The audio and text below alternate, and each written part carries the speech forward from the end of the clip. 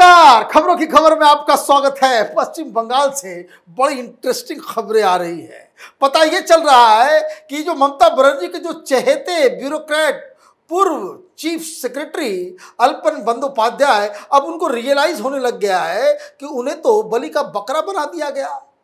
वो खामखा कठपुतली बनकर ममता बनर्जी की राजनीति के एक हिस्सा बन गए और अब उनके गर्दन पे गिरफ्तारी की तलवार लटक रही है। सारा किया कराया जितना जो उन्होंने काम किया एक आईएएस होते हुए, वो सबके ऊपर पानी फिर गया। और इसलिए ये क्या इसकी इनसाइड स्टोरी है, कैसे ममता बनर्जी ने अल्पन बंदोपाध्याय का इस्तेमाल किया अपनी राजनीति साधने में, और क्यों अब अल्पन साहब के होश फाख्ते हो गए हैं, इसको मैं आपको आगे बताऊंगा। लेकिन इस बीच और भी कई सारी खबरें आ रही हैं बंगाल से, जिसे सुनकर आपका दिमाग हिल जाएगा। एक वीडियो सामने आया है, उस वीडियो में साफ साफ दिख रहा है कि लोग पुलिस वाले से बहस कर रहे हैं। और ये वीडियो कोलकाता के फूल बागान का है और वहाँ पे एक कोई अपार्टमेंट है जहाँ पे कुल मिलाकर 524 वोट्स हुआ करते हैं।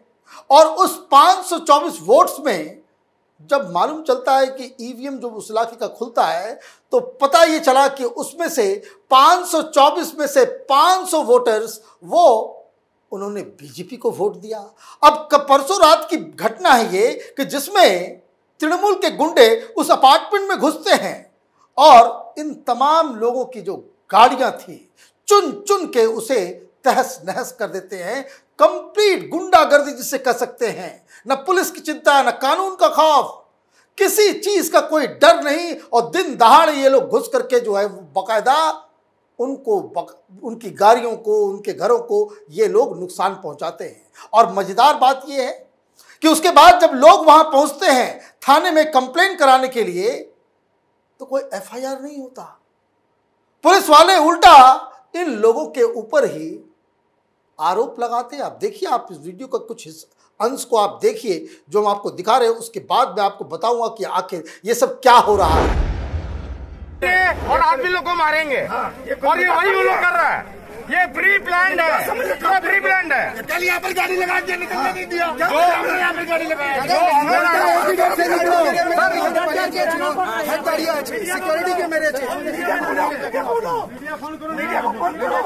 सर गाड़ी अंदर आ रहा है। 3 बजे के बाद हम लोग बाहर क्यों है गाड़ी? ये बोलने वाला ये लोग कौन है और क्या किस लिए बोल रहा है? मीडिया को बुलाया जाएगा। और सीधा चार्ज, कोई एक्शन हो नहीं रहा है। और सीधा चार्ज वहाँ गेट बंद कर दिया, यहाँ से गेट का एंट्री है। सिक्योरिटी गार्ड को लेकर के आके मारता है सर। एफआईआर क्यों नहीं फाइल हो रहा है? तो आपने देखा कि किस तरीके से वहां की जो जनता, जिन लोगों ने भारतीय जनता पार्टी को वोट दिया, उनकी प्रॉपर्टीज के ऊपर हमले हो रहे हैं। वो डर और खौफ के साए में जी रहे हैं और वहां की पुलिस पूरी तरीके से नपुंसक बनी हुई है। इतनी भी इसको कह सकते हैं गैरत नहीं है कि इन मामलों के ऊपर वो कोई एफआईआर दर्ज कर ले। वो एफआईआर दर्ज इसलिए नहीं होगा क्योंकि ये जो कोहराम मचाने वाले, नुकसान पहुंचाने वाले, ये दंगा मचाने वाले, ये जो गुंडे हैं, वो तृणमूल कांग्रेस के बकायदा काडर के लोग हैं। अब इस तरह से अगर पुलिस ऑपरेट कर रही है, इसका मतलब तो बिल्कुल ही साफ है कि ये आदेश सीधे सीधे ममता बनर्जी के पास से आया है कि जितने भी भाजपा समर्थक हैं उनको जो करना है करो, मैं कुछ नहीं बोलूंगी।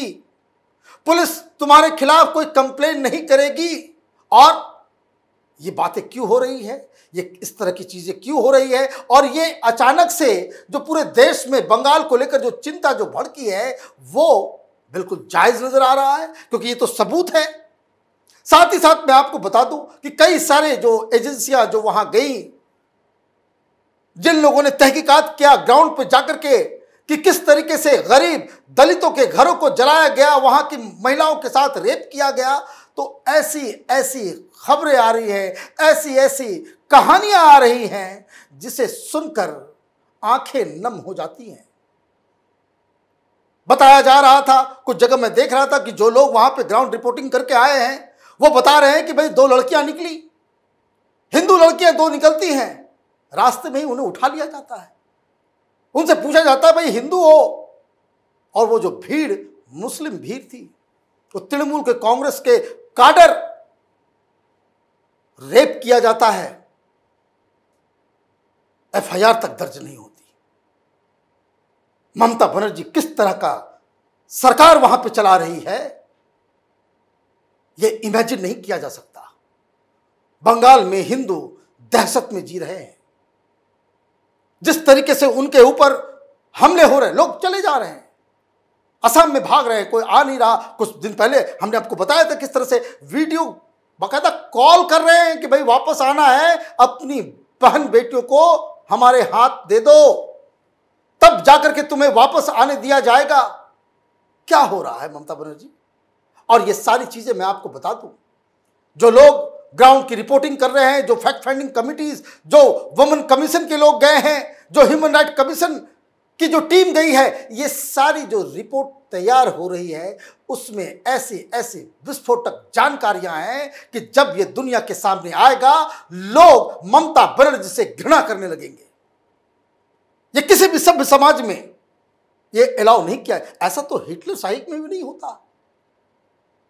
ये डेमोक्रेसी का माला जपने वाले ये लोग, दिल्ली का लुटियन गैंग, ये जो मीडिया, और बंगाल का ये भद्र लोग, ऐसे तो अवार्ड वापसी गैंग में सबसे आगे यही भद्र लोग बंगाली। कहां है वो सारी actresses, social workers?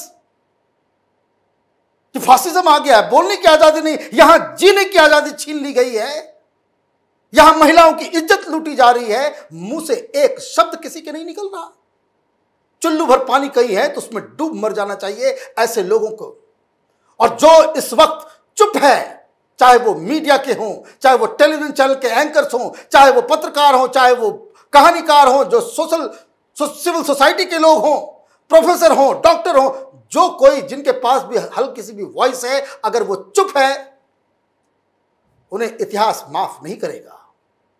Mamata Banerjee ने अन्याय का शासन चला दिया है, एक ऐसा शासन जो आजाद भारत में कभी देखा न गया, न कभी सुना गया।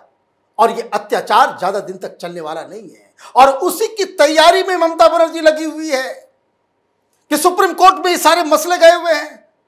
चीफ जस्टिस के पास कई सारी रिपोर्ट्स आ गई है, कई सारे पत्र आ गए हैं, राष्ट्रपति के पास पत्र जा चुके हैं, बड़े बड़े लोग, अलग अलग हाई कोर्ट्स के चीफ जस्टिस ने चिट्ठी लिखी है, 2000 से ज्यादा महिला एडवोकेट से चिट्ठी लिखी है। ये लोग वो लोग हैं जो वहां जाकर जमीन पे लोगों से बातचीत करके आए हैं। और एक बात तो तय है, अगर ममता बनर्जी की सरकार के ऊपर एक्शन नहीं होता है, अगर ये जो अन्याय हिंदुओं के साथ वहां पे हुआ है, अगर इसके ऊपर न्याय नहीं होता है, इस सुप्रीम कोर्ट, ये केंद्र सरकार, ये पार्लियामेंट, इन सबको ताला बंद कर देना चाहिए। इसकी कोई जरूरत नहीं है कि आप महिलाओं के साथ अत्याचार करें, दलितों को उनके घर से बाहर भेज के उनके घरों को आग लगा दे, बस इसलिए कि आपने फला पार्टी को वोट दिया। और ये ऐसा वायरस है जिसको बंगाल के अंदर ही नष्ट करना होगा। ये कोरोना की तरह बाहर भी फैलेगा। कल यूपी में चुनाव होंगे, भारतीय जनता पार्टी हारेगी, इसी तरह का तांडव होगा, इसी तरह से हिंदू महिलाओं का रेप होगा, इसी तरीके से हिंदुओं के घरों को जलाया जाएगा। यह तमाशा हो रहा है इस देश के अंदर में, और ममता बनर्जी को यह अच्छी तरह से मालूम है कि एक्शन होगा। सुप्रीम कोर्ट सो नहीं सकती। सुप्रीम कोर्ट तो छोटी छोटी बातों के ऊपर सू मोटो मामले को अपने हाथ में ले लेती है। यहां तो दिन के उजाले में गुंडागर्दी हो रही है, अत्याचार हो रहा है, इसलिए एक्शन होगा।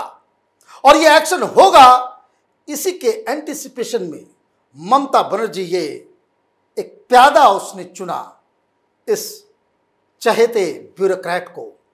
ये ब्यूरोक्रेट का नाम अल्पन बंदोपाध्याय। अब तो ऐसा लग रहा है उसकी कोई गलती नहीं है, जानबूझ के ये लेट पहुंची। अल्पन कैसे वापस जाएगा? वो तो साथ साथ पीछे पीछे चीफ मिनिस्टर के घूमेगा, क्योंकि ये तो हिटलर से भी कहीं ज्यादा क्रूर नजर आती है। उस वजह से वो सारे प्रोटोकॉल्स टूटे।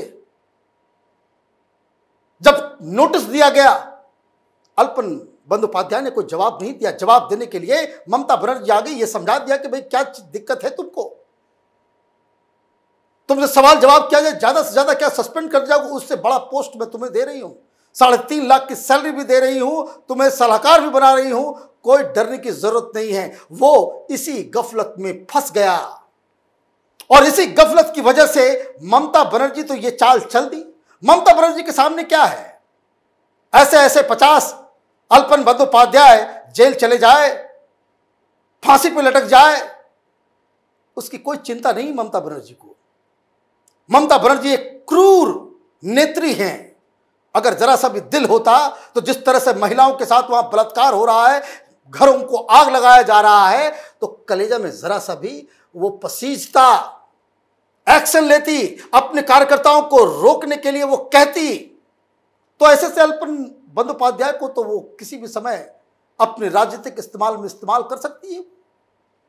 तो ये पूरा बैकग्राउंड इसलिए तैयार किया जा रहा है ममता बनर्जी की तरफ से कि कल कोई एक्शन हो तो बंगाल में फिर ये तांडव करे और ये कहे कि ये जो कार्रवाई की जा रही है, ये कार्रवाई महिलाओं के ऊपर हो रहे अत्याचार के कारण नहीं, दलितों के घर को जो जलाया जा रहा है उसके कारण नहीं, जो लोग पलायन कर गए हैं उसके कारण नहीं, जो डर के साए में वहां जी रहे हैं उसके कारण नहीं, बंगाल पुलिस की नपुंसकता की वजह से जो वहां पे लॉ एंड ऑर्डर बिल्कुल नष्ट हो चुका है, उस वजह से ये एक्शन नहीं लिया जा रहा। ये एक्शन इसलिए लिया जा रहा है क्योंकि मैं अकेली ऐसी लीडर हूं देश के अंदर में जो प्रधानमंत्री मोदी से लड़ रही हूं, और मैं लड़ रही हूं इसलिए हमारे खिलाफ एक्शन हो रहा है। और उसी दौरान इस अल्पन बंदोपाध्याय का केस एक एग्जाम्पल की तरह पेश किया जाएगा। वो दलील क्रिएट कर रही है, लेकिन ये प्रपंच ज्यादा दिन तक चलने वाला नहीं है। जिस तरह की कहानियां, जिस तरह के वीडियो, जिस तरह की रिपोर्ट्स पश्चिम बंगाल से सामने आ रही हैं, सुप्रीम कोर्ट को, प्रधानमंत्री मोदी को, अमित शाह को, केंद्र सरकार को, राष्ट्रपति जी को इसमें एक्शन लेना ही होगा। हमारी नजर बंगाल पे बनी हुई है। आप देखते रहिए कैपिटल टीवी। हमारे वीडियोस को लाइक कीजिए, शेयर कीजिए और हमारे चैनल को सब्सक्राइब कीजिए। धन्यवाद।